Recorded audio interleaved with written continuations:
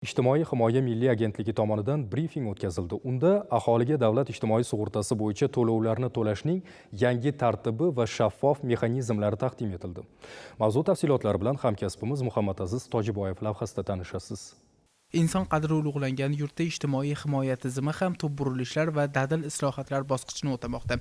Vazirlar Mahkamasining aholiga davlat ijtimoiy sug'urtasi bo'yicha to'lovlarni amalga oshirish tizimini takomillashtirishga doir qo'shimcha chora-tadbirlar to'g'risidagi qarori bu boradagi ishlarni yangi sifat bosqichiga olib chiqdi. Mazkur hujjat bilan aholini ijtimoiy xavflardan ishonchli muhofaza qilish, rasmiy bandlikni har tomonlama rag'batlantirish hamda mehnat bozorida barqarorlikni ta'minlashning mutlaqo yangi shaffof mexanizmlari hayotga tatbiq etilmoqda.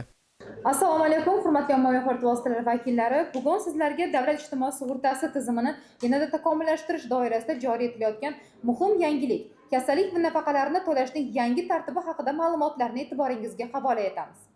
Ma'lumki, mamlakatimizda aholini ijtimoiy himoya qilish, fuqarolarni og'ir hayotiy vaziyatlarda davlat tomonidan qo'llab-quvvatlash ustuvor vazifalardan biri hisoblanadi. Shu maqsadda O'zbekiston Respublikasi Prezidentining 2025-yil 3-noyabrdagi 206-son farmoniga muvofiq davlat ijtimoiy sug'urtasi tizimini bosqichma-bosqich joriy etilmoqda. Joriy yilning 1-yanvaridan boshlab homiladorlik va tug'ish nafaqalarini davlat ijtimoiy sug'urtasi tizimi orqali to'lash ishga tushirildi. Buning uchun ijtimoiy sug'urta axborot moduli yaratildi hamda 10 ta vazirlik va idoralarning axborot tizimlari o'zaro integratsiya qilindi. Natijada tizim o'z samaradorligini amalda ko'rsatmoqda. Joriy yilning dastlabki 5 oyida 81 mingdan ortiq mehnatga layoqatsizlik varaqasi avtomatik ravishda ko'rib chiqildi hamda shundan 58 ming holat bo'yicha qariyb 660 milliard so'm miqdorida homiladorlik va tug'ish nafaqalari tayinlab to'lab berildi. Islohotlarning amaldagi ifodasi sifatida poytaxtimizda tashkil etilgan bugungi keng ko'lamli tadbirda mazkur hujjatning tub mazmun mohiyati keng jamoatchilikka atroflicha tushuntirildi. Yangi tartibga ko'ra tadbirkorlik subyektlari xodimlarning vaqtincha mehnatga layoqatsizligi hamda ishdan bo'shatish nafaqasi to'lovlari bo'yicha ortiqcha moliyaviy yuklamalardan bosqichma-bosqich ozod etiladi. Bu esa mamlakatimizda qonuniy mehnat faoliyatini yuritish va biznes muhitini yanada sog'lomlashtirish uchun ulkan zamin yaratadi. Mana barchamizning xabarimiz bor. Davlat ijtimoiy sug'urtasi bo'yicha yangi tizim joriy qilindi.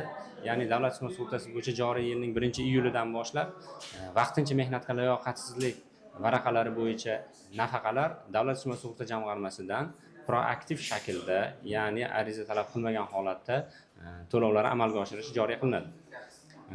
Bu tizim xalqimiz uchun juda ham bir muhim ahamiyatga ega bo'lgan yangiliklarni joriy qilish bilan boshlanadi. Birinchi o'rinda fuqarolarimiz ariza bilan murojaat qilishmaydi. Ikkinchisi, to'lovlar avtomatik amalga oshiriladi. Hisob-kitob jarayonlarida inson omili ishtirok etmaydi. Turli xil vazirlik va idoralarning axborot tizimlaridan ma'lumotlar avtomatik aniqlanadi.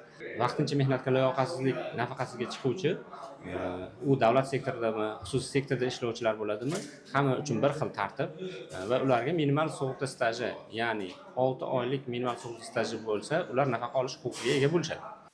Muloqot va ochiqlik ruhida o'tgan brifingda ommaviy axborot vositalari xodimlari o'zlarini qiziqtirgan barcha savollarga mas'ullardan atroflicha javob oldilar.